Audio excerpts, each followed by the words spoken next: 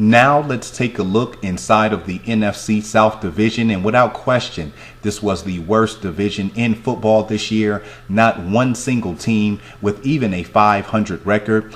Kind of by default, the Carolina Panthers won the division with a 7-8-1 record. And when I look at Carolina, I really think that record represents who they were. I think there were certainly a couple other teams in that division, and particularly the New Orleans Saints, whose record was much worse than anticipated. When you look at Carolina, this team was exactly what I thought it would be this year, with the exception of their defense taking much longer to come around than what I hoped for. When you looked at Carolina's offense this year, to me, the writing was very clear on the wall. You had a offense who was not going to be able to run the football effectively on a week in and week out basis. I really think that them fully committing to Jonathan Stewart, who has been marred by injuries throughout the course of this year, but certainly Stewart, the better running back than D'Angelo Williams. I understand that they signed both of those players a couple years ago to some multi-year contracts, and so they're splitting the playing time. And you certainly want to try to keep your running backs as healthy as possible, but in my opinion,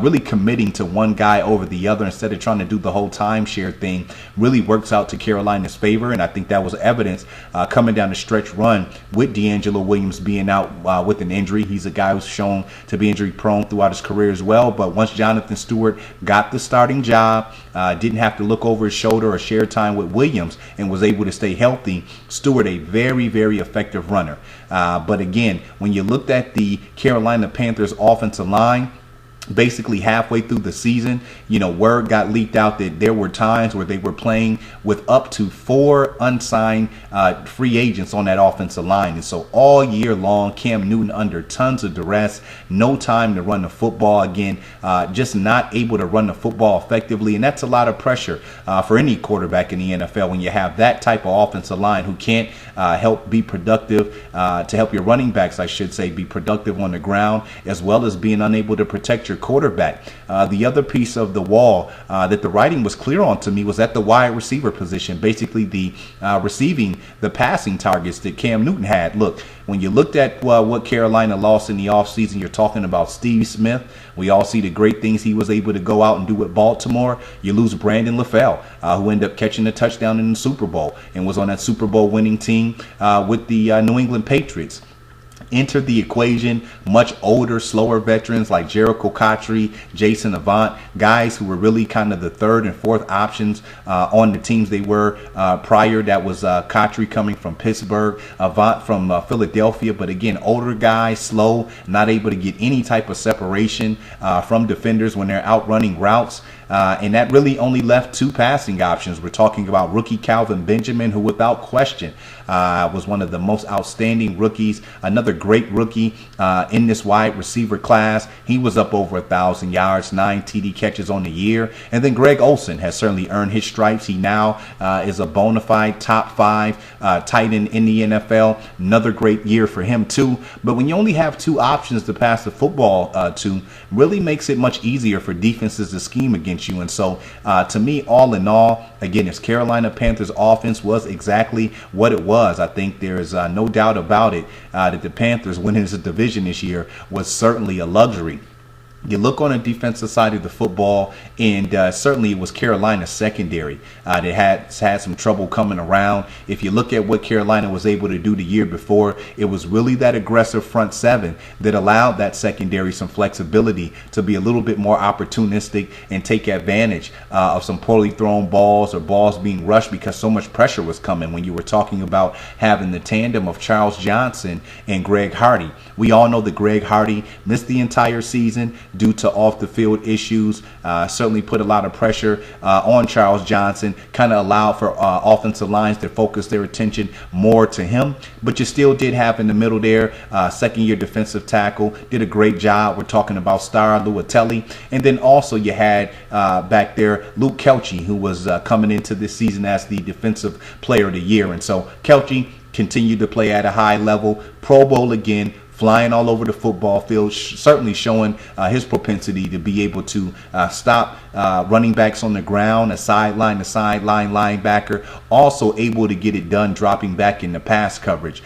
When you look at the Carolina Panthers defense, they really made their run down the stretch, and the Panthers team overall taking advantage of some lackluster competition. When you're talking about beating Tampa Bay, you're talking about beating Atlanta, you're talking about beating New Orleans, you're talking about beating Cleveland. And then they did get a playoff victory, beating a third-string quarterback at home, Ryan Lindley. And to be quite honest, if it wasn't for an interception return for a touchdown against the Seattle Seahawks, they were certainly in that game. They ended up losing 31-17, but that was certainly a game that Carolina hung in there much longer than we anticipated. And so I think when you look at Carolina and their prospects for this upcoming season, are they going to resign Greg Hardy? If not, can rookie Coney Ealy make the necessary steps in the offseason to come in and be productive? Can Carolina strengthen up their secondary? And without question, Carolina has got to shore up that offensive line. You cannot have your franchise quarterback under that type of duress all year.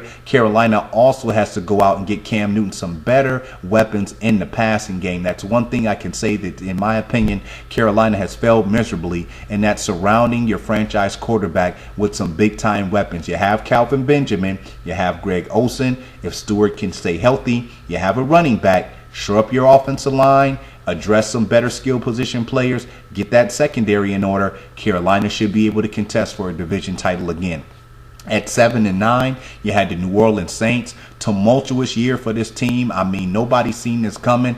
This is a team that, if nothing else, you knew they were good for 7 wins when you were talking about the home field advantage at the Superdome, a place where we had seen New Orleans religiously put up 30 to 40 points per contest over the past 2 or 3 seasons. That did not happen at all this year. And to get 7 wins, honestly, New Orleans was lucky to get that, because they really should have lost another home game to the Tampa Bay Buccaneers. When you looked at New Orleans this year, this was a team where it was up and down all year. I will say this, the first thing that stuck out to me, the New Orleans Saints offensive line, not as stout as we've seen it in past years. The Saints were always one of the best teams running the football, but most importantly, getting the pass protection to Drew Brees. I know that teams may have not seen New Orleans as a run threat, but it was coming from a multitude of running backs. So it wasn't one guy just going out and pumping in that production. Well, this year, kind of by default, we did finally get a chance to see Mark Ingram on display. There was about a 4-week stretch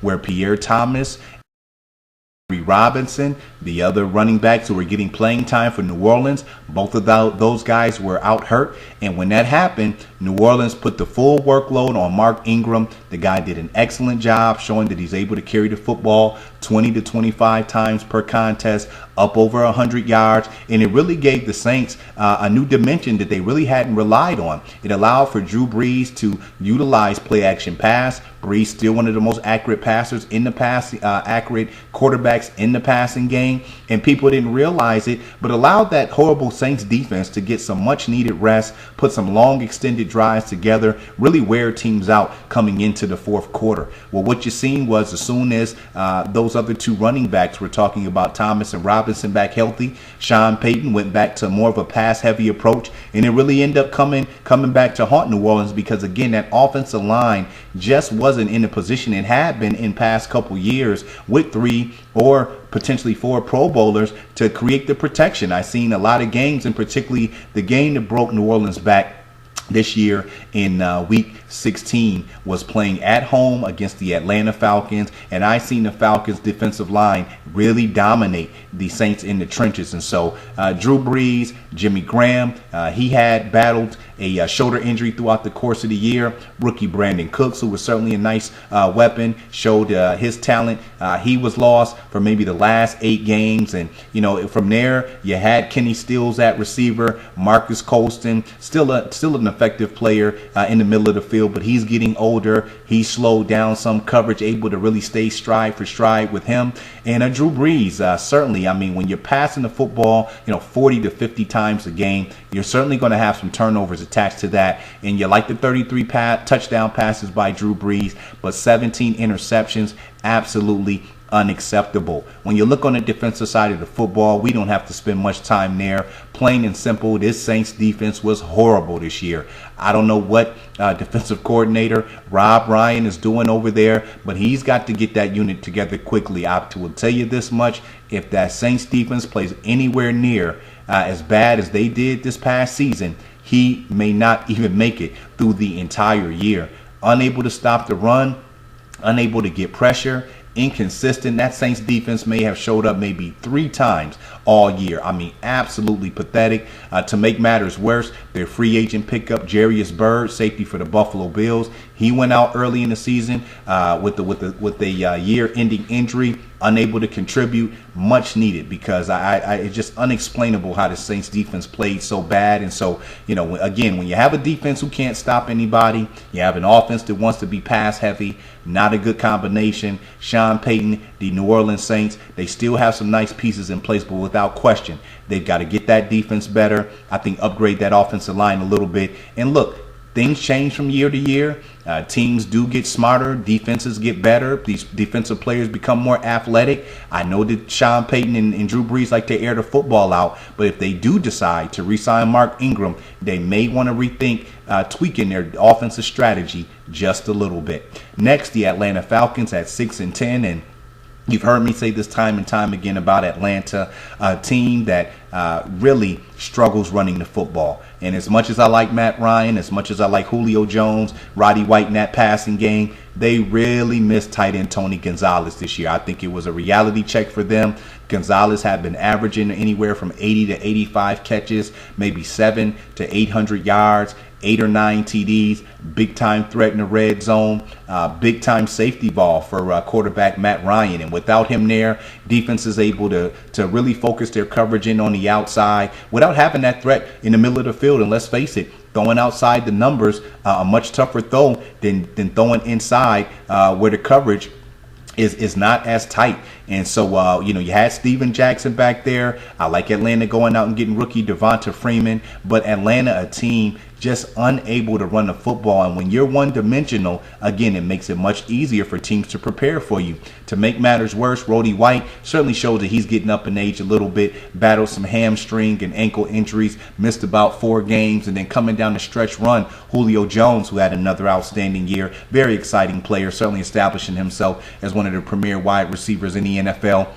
He battled some late season injuries as well. All in all, that Atlanta Falcons offense also went out and lost their starting tackle, Sam Baker. He was a key part to the offensive line that already had been struggling the past couple years. So you like Atlanta going out and getting rookie Jake Matthews from Texas A&M, came in, able to get his feet wet, get a year of experience underneath his belt, becoming a starter, a little bit more responsibility than initially anticipated. You also like the addition of Devin Hester, came over and did some nice things for Atlanta in their special teams game, but also showed he still can be effective as a wide receiver. When you look on the defensive side of the football for Atlanta, we've seen it on Hard Knocks and along coming into the season with the Dallas Cowboys, highly regarded as one of the worst defenses in the NFL, and it certainly showed up. When you look at Atlanta, they lost their best defensive player. We're talking about linebacker Sean Witherspoon, and that really left them naked inside. They didn't have a linebacker to really account for the run. When you looked at Atlanta, not able to get any pressure on the quarterback, teams really able to utilize against Atlanta their own 3-4 scheme. When you have veteran guys like Croy Bierman and Osi Umenyiora, who are really defensive end guys who are used to having their hands in the grounds and getting after the passer, after the quarterback. Now you stick them out at outside linebacker. They've got to cover tight ends. They've got to cover running backs. Just not what they're used to. And these guys flat out can't cover. It's not their cup of tea. And then when you looked at Atlanta's secondary, some young guys on the job, second-year players, Marcus Trufant and Steve Alford, did a pretty good job. But still, playing against top-notch receivers in the NFL, not an easy task. When you look at this Atlanta Falcons team overall, they've certainly got their work cut out because all of their money is tied up in the 3 players, Matt Ryan, Julio Jones, and Roddy White.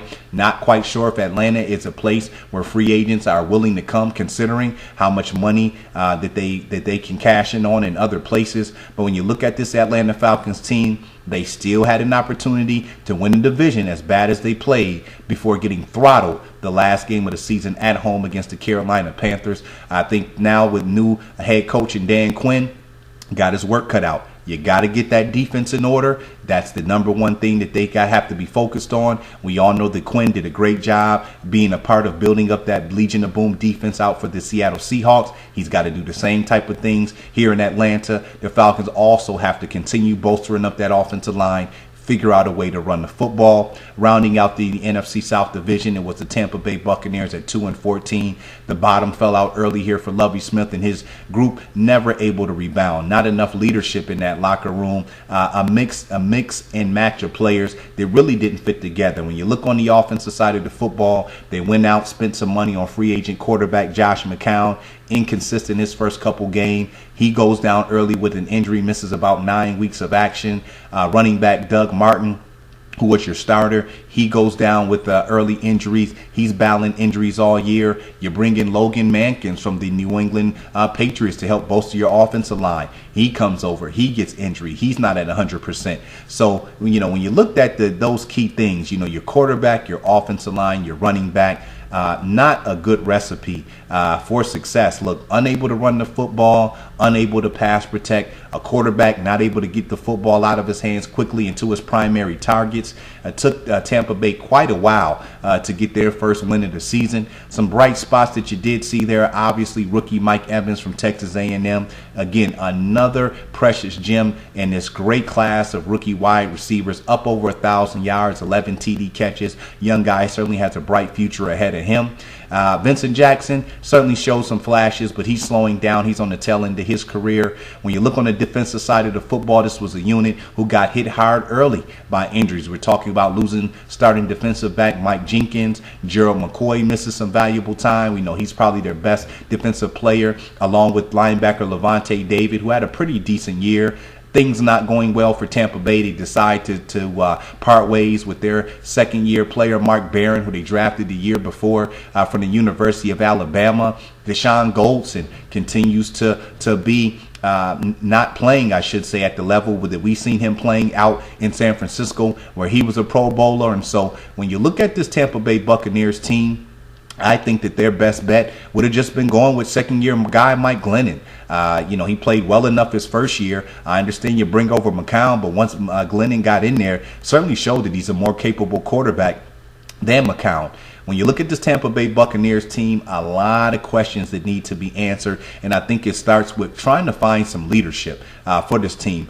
Some players who can actually command respect, and there's really nobody on Tampa Bay's roster to do that. I mean, I don't think there's any players that have won Super Bowls or really been deep into the playoffs on a consistent basis. So I think getting some leadership in that locker room, and Lovie Smith, a really young team, question marks. They've got to find an identity without question. They've got to upgrade that offensive line. They lost Donald Penn to free agency, so you got to upgrade your offensive line. You need to be able to run the football. We all think right now that Tampa Bay is going to be bringing in local product from Florida State, Jameis Winston at quarterback. Obviously, you're going to need to protect him.